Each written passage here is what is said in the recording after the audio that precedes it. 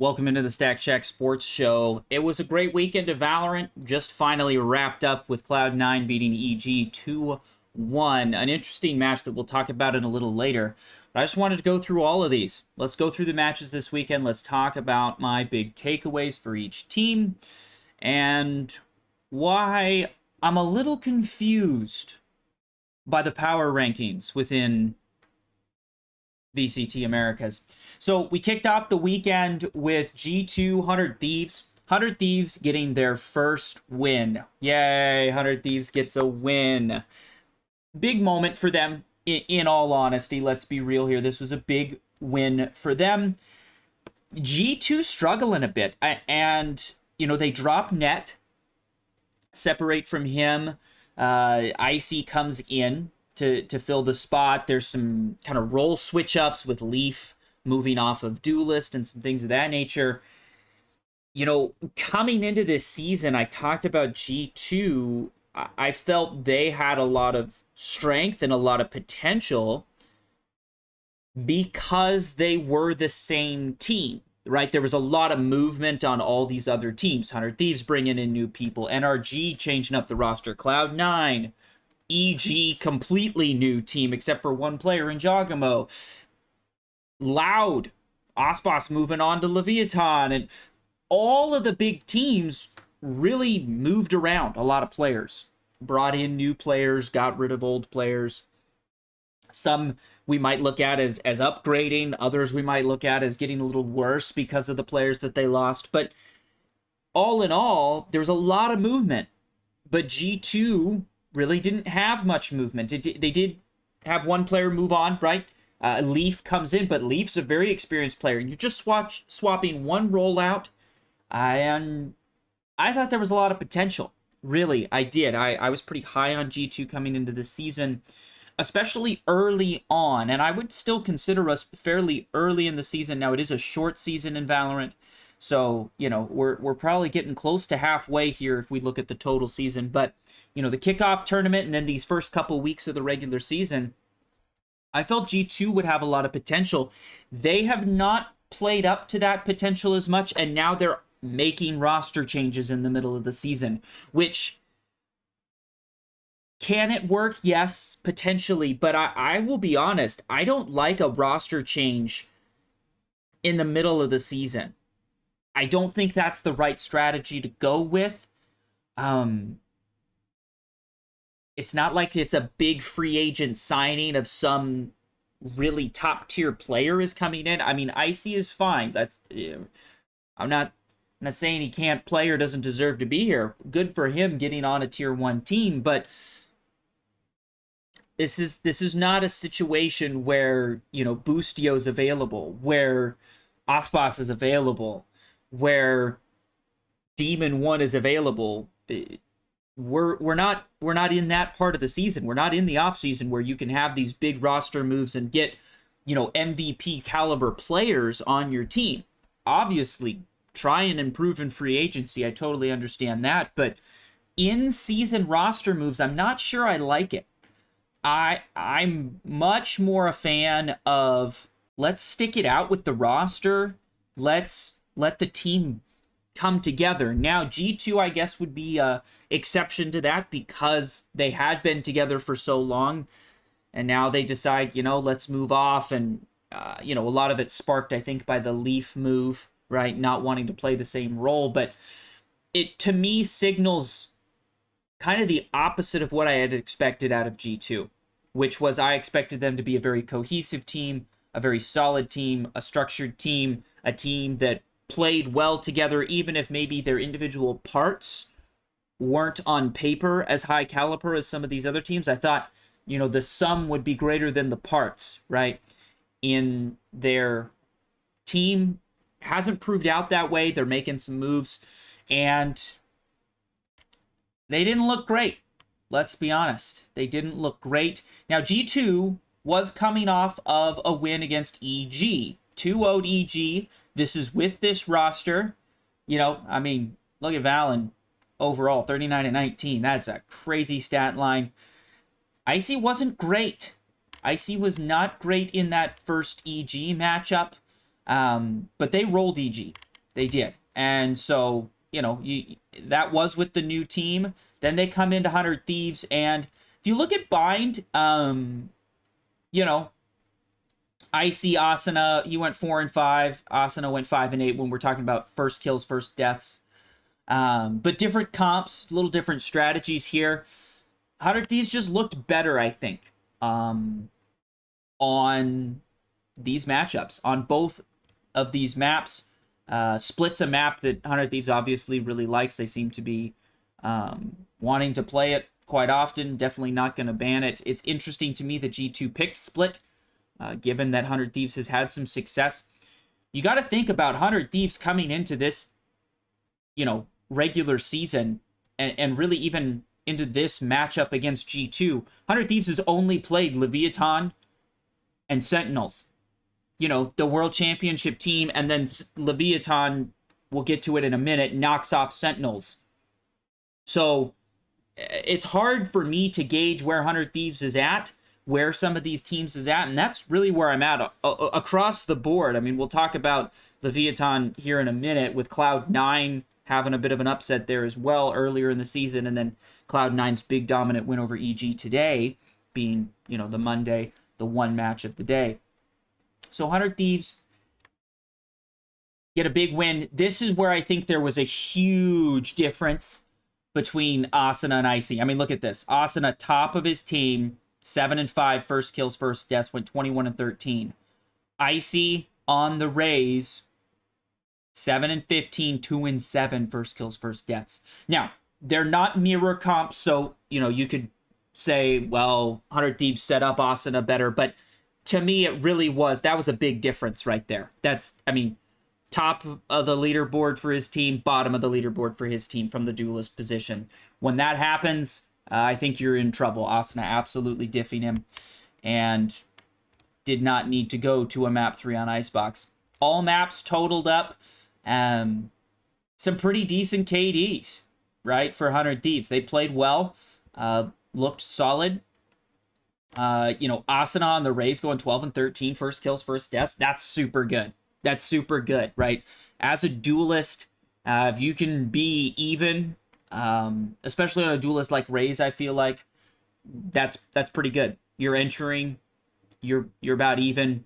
You got a few other players pulling off a few, Bang getting 5-3, EU 3-1. I mean, EU, let's give EU some credit, right? One of the new kids on the block, so to speak, for 100 Thieves. Top of the leaderboard on that fade. Best KDA, very solid first kills, first deaths percentages there, +2 on those. Got to give him some credit there. I think EU might be a bit underrated when people talk about 100 Thieves. So, very exciting for 100 Thieves. They finally got to play somebody not named Sentinels or Leviathan. Now, Leviathan was early, right? The first game. So, hard to maybe pull a lot from that. But I do feel like we're seeing some growth from 100 Thieves, and I feel like we're seeing some regression from G2. Kind of two teams on different trajectories is what I took away from this matchup. We'll see. I'm very curious. 100 Thieves, they've got a really tough matchup to end the season, but they got a big matchup against Cloud9.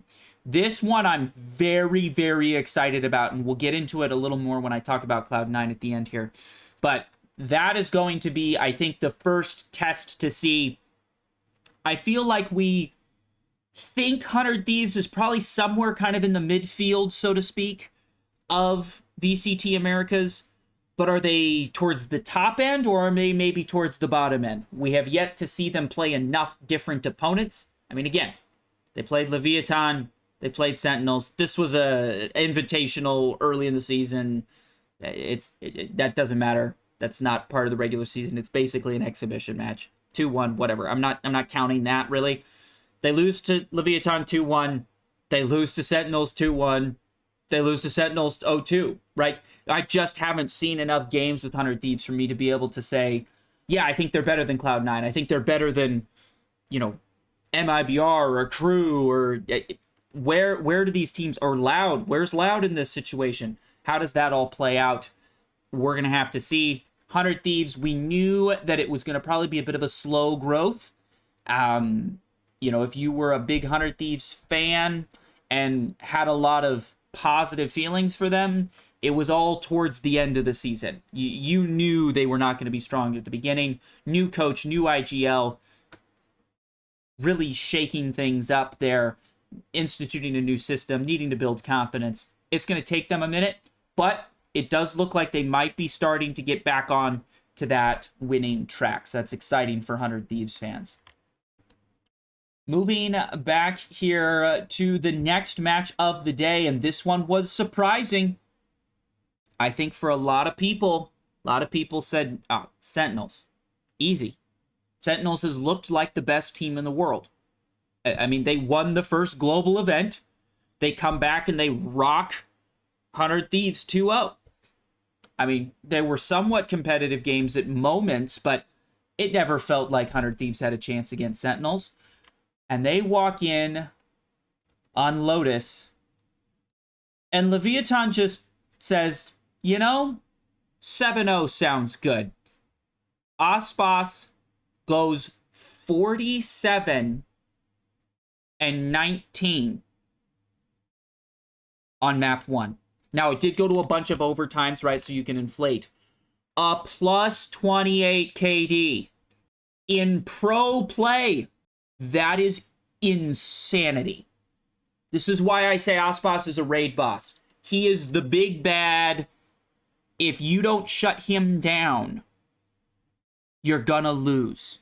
It is take down Aspas. That has to be your number one goal. Now, is King a great IGL? Is Calm a former world champion? Is Tex a very solid player? So is Mazzino. Like, Leviathan doesn't just completely drop off after Aspas, but Aspas is so incredibly good. 47-19 map 1.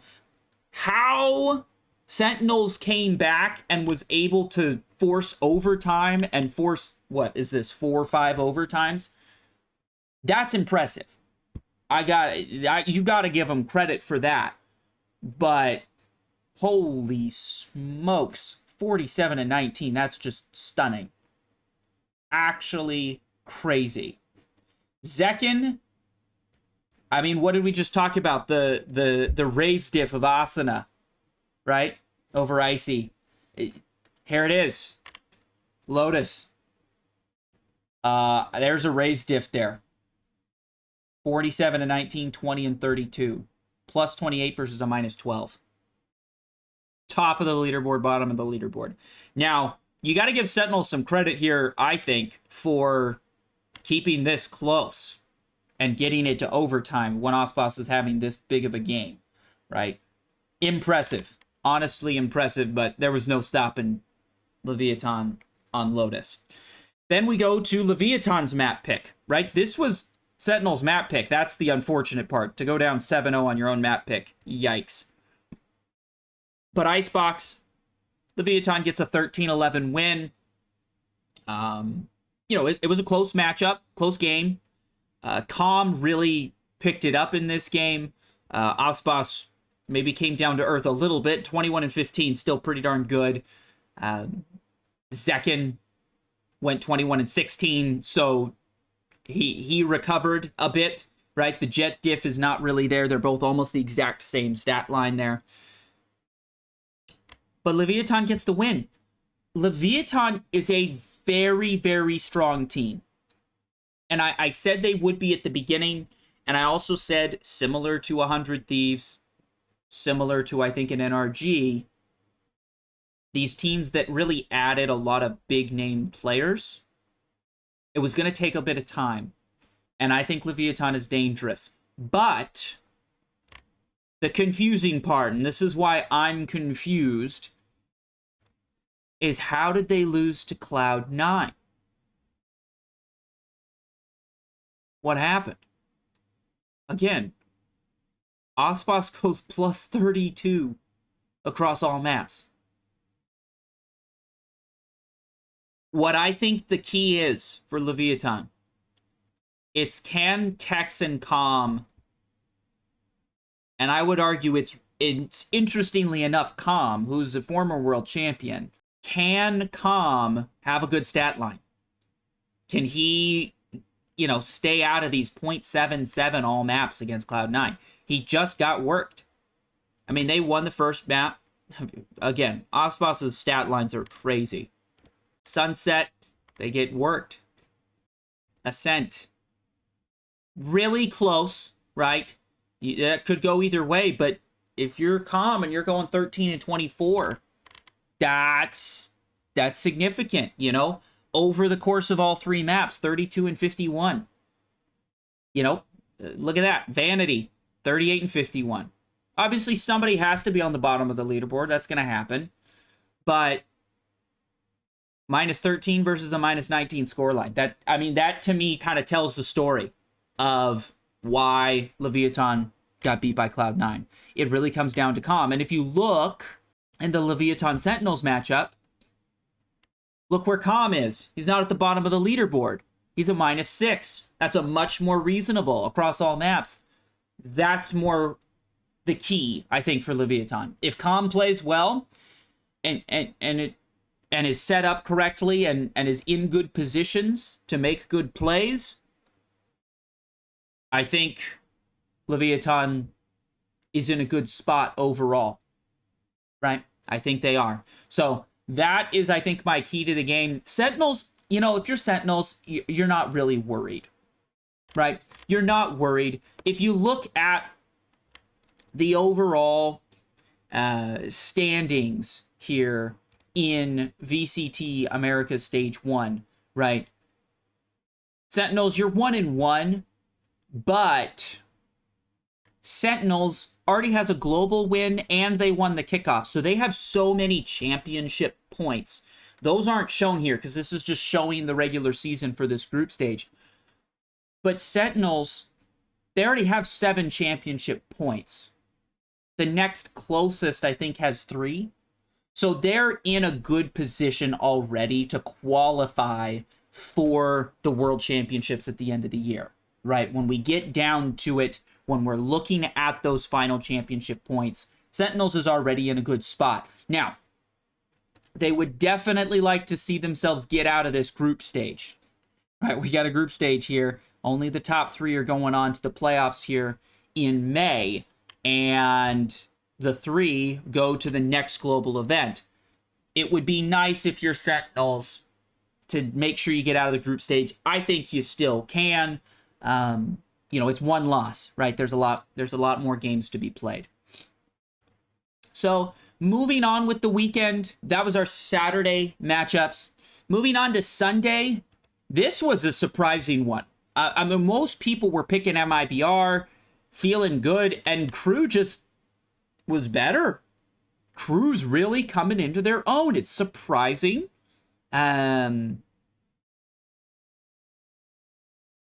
Brazil team struggling a bit, maybe? I don't know. But I think the all-map score just tells the story very nicely. Everybody on Crew is positive. Everybody on MIBR is negative. These aren't particularly close. 13-6 on Icebox. 13-8 on MIBR's pick. Crew just looked flat out better. I don't know really what much to say. MIBR needs to figure out what the heck happened. Because people were all thinking, oh yeah, they're good. But Crew shows up, and I think Crew is a bit underrated. I think Crew is a little bit underrated and a little bit forgotten, and they showed up against MIBR. But this is this midfield that I was talking about with 100 Thieves. I'm not sure where, I think we can look at the overall standings, and you can go back and you can say, well, Furia and EG, they're both 0-2, right? Those are probably your bottom tier. MIBR still has another match to play, so we'll see. But coming into this, we were thinking, MIBR, Crew, 100 Thieves, Cloud9, maybe G2, that was maybe kind of the midfield, and where those teams stack up, I'm not sure. we're going to have to see. Got to see a few more matches. Very interested to see the next MIBR and Loud matches. Because what the heck is happening with Loud? That's another great question. But rolling back on, NRG, Furia, we don't think Furia is particularly that good. And we said NRG would get better as the season went on. Yeah. Everybody positive or even? A lot of deep negatives there on Furia. Split. Furia's map pick. NRG wins 13 rounds in a row. Just rolled over them. I know NRG did not qualify for the first global event. But when you add Ethan and Demon 1 to your roster, especially when Ethan is the IGL, it's a similar situation to 100 Thieves adding Boostio as an IGL. When you add a new IGL to a team, it takes a minute to gel. It takes a minute to get all on the same page of what plays you're running, how you want to approach attack and defense on all of these maps. So I was of the thought, give them time. And this domination of Furia. Now, we don't necessarily think Furia is super good. But you win 13 rounds in a row against anybody in Tier 1. That's a statement. Furia is very glad they won the pistol. Because if they don't win the pistol, it's probably a 13-0. And go ask 100 Thieves players how that went last time when they blew up the roster after the 13-0 loss. Then Breeze, Furia, giving them credit, fought back a bit, got up to a 4-0 lead, and then NRG takes over, wins 13-8. So it was definitely more competitive, definitely closer, but NRG just looks like the better team, you know, and in Breeze in a situation, you know, after half, again, it's Furia won the pistol and their bonus and then never won again. So, you know, once the halves switched, once they moved over to attack here, stats started to look a little better for NRG and they roll through them. So some of that is map and strategy within the map, you know, attack and defense. What's easier or harder to win. And NRG looked fantastic. 13-8. So NRG, to me, has reminded everyone why we had them as the #1 team in Americas coming into this season. You know, on paper, they are starting to play up to that on-paper ability. And so watch out for them. Absolutely. And then today, Cloud9 EG. Big question, I think, was, is Cloud9 a fluke? Like, they beat Leviathan 2-1. Then Leviathan goes and beats Sentinels, the current, you know, global champions. How do we rank Cloud9? Where do we put Cloud9? Are they legit? So they're playing EG. EG, let's talk about what happened here on Lotus. There is a way that evil geniuses can win. And it's called really solid fundamentals, really well set up plays, anti-stratting, kind of the metagaming strategy, and capitalizing on their opponent's mistakes. EG, in my opinion, does not have the roster currently to go toe-to-toe with the other teams in VCT Americas unless those teams leave themselves wide open for anti-strats or make serious mistakes. And to me, that was Lotus.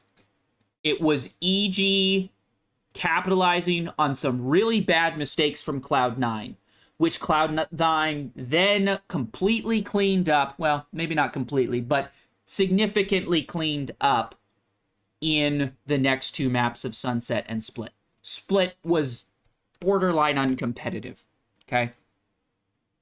I mean, OXY really turned it on. They just, essentially, I feel like, after Lotus, Cloud9 said, all right, let's just play to set up OXY because he's flat out better than everybody on EG. I think that's just what happened. OXY was just better than everybody on EG. And EG, again, Cloud9 said, all right, hold on. Let's just set up OXY. Let's lock it in. Let's stop messing around. You know, let's stop making mistakes. Let's play good Valorant. And they rolled them. 13-8, 13-4. I mean, plus 18, plus 17 for OXY. And there you go. Easy wins for Cloud9. So, does this mean Cloud9 is top tier? You know, best in VCT Americas? I don't think so. Cloud9 to me still does have these blips. It has a Lotus where they just make a bunch of mistakes. And that against the best teams, you know, the strategy of let's just set up OXY because he's better than everybody else on EG, I don't know if that works against Aspas. Right? I mean, I guess it kind of did. They were able to beat him. But I don't know if in the long run I trust Cloud9. I don't know if that works against Demon 1, is really where we would probably say. I don't know if that works against the calling and competitive nature and just beautiful fundamental Valorant that Sentinels plays with John QT calling and tens and that whole Zelsis second masterpiece over there at Sentinels. I don't know if they can just play this let's set up OXY strategy against some of the better teams. Against Aloud. You think you're going to do that when Sadok's calling on the other end? I don't know. So, yes, they were able to beat Leviathan. But Leviathan and Cloud9, I do consider both of them somewhat similar. They both have some pretty star duelist players, right? OXY's coming into his own. Aspas is definitely the greatest Valorant player of all time. Like, we talk GOAT in other sports, and it's typically people that have already retired. Valorant's so short, we can't quite get there. But Aspas, if you look at his career, he is consistently one of, if not the best players in all of VCT. He's terrifying. He's super good. Leviathan has him. It's can they support him? That's the troubling part. Is can Leviathan support Aspas? Because he's having crazy score lines. It's just, can he get any help? You know, it's LeBron on the early Cavs teams. Can he get any help? Because if he can, Leviathan is terrifyingly dangerous. They can probably beat anybody. Cloud9, if they lock in, I think are competitive against pretty much anybody. But I don't see it from Cloud9 with enough consistency. The Lotus maps against EG, who is not as good as Cloud9. That kind of a map, that doesn't happen to Sentinels. It doesn't happen to NRG. So yes, Cloud9, I think their ceiling is pretty high, but I'm still seeing these moments where I just can't trust them if it came down to those big tournaments. I don't know if I can trust them. You know, ceiling, I think they could probably compete with anybody. But their floor is losing to EG, which is just unacceptable, I think, for any of those top teams. So that's kind of where I put Cloud9. Leviathan is in a somewhat similar basis, except it's more about can anybody support, you know, is Calm able to get himself up the leaderboard a little bit to help Aspas? Whereas Cloud9, it's do they make a bunch of mistakes as a team? And it's not really any one player, I don't feel like. It's just sometimes they get a little wild. They lose some of the fundamentals. So that's my thoughts. That's my thoughts on the whole weekend. Wraps up all of the games this weekend. Looking forward to next week. We've got some big matchups coming up. Should be really fun, right? Week 3, you can see it over here on the side here. Sentinels MIBR, Cloud9 Loud, EG Crew, NRG Leviathan. And more. And more. There are more, but those are our Saturdays and Sunday matches. Very excited for those. I think the Cloud9 Loud matchup is going to be very, very informative. to how good is Cloud9. Because I'll be honest, I want to push him up there. But I see a Lotus against EG, and I go, I just can't do that. I'm sorry. Like, oh, man. So we'll see. Can Sentinels bounce back against MIBR? The MIBR is probably going to be playing a bit angry, having been upset by Crew. Crew should get the win over EG. NRG Leviathan, that's going to be a banger. Aspas Demon 1. Woo-wee, what a matchup. Cannot wait. Let me know in the comments down below what you think so far of this regular season. What's your power rankings? Who do you got at the top? I think, personally, I still have Sentinels at the top, but it's hard to argue with Aspas when he's cooking like that. I don't see him able to do that consistently. I think he just had kind of a once-in-a-lifetime game against Sentinels. I'm putting Sentinels on the top, but I think NRG is right on their tail. Let me know in the comments down below what you think, and we'll see you next time.